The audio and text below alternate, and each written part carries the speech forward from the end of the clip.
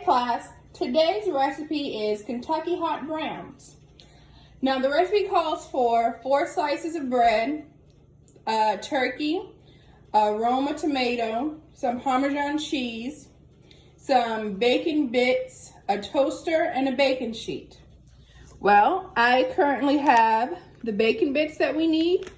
I have the Roma tomato, I have my bacon sheet, I have my toaster oven.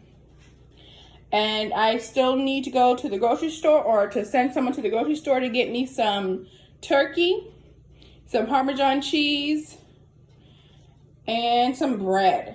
So once that trip to the grocery store is complete, we'll be able to finish our recipe.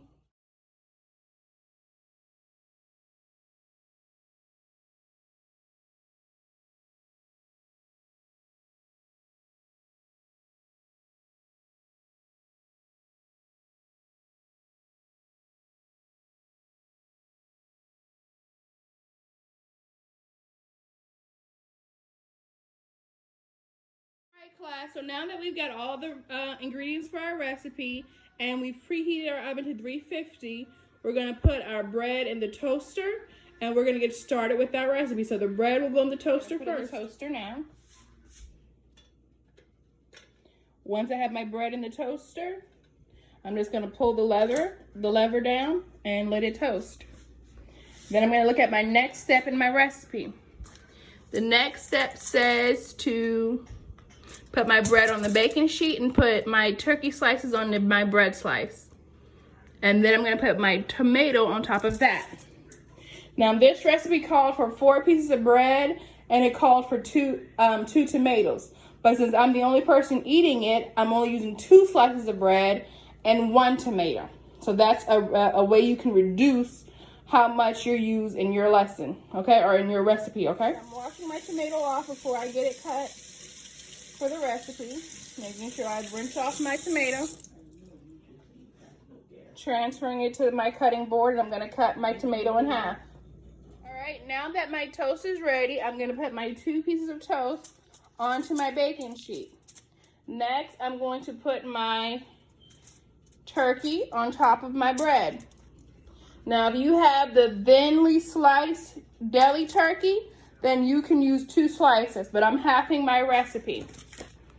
Once I have done that, I'm going to add the next step, which is my tomato slices. So I'm going to put my tomato slices on top of my bread and my turkey. Half a tomato on each slice of bread. Now the next step calls for me to add the cheese. So I'm going to get my cheese and I'm going to add that next.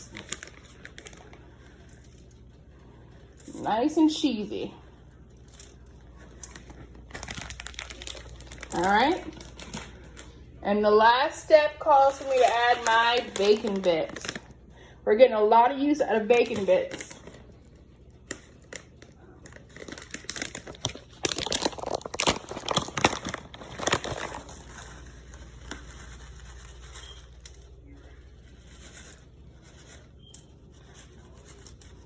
Now that I've done that, I'm going to walk this over to the oven, which I have heated to 350.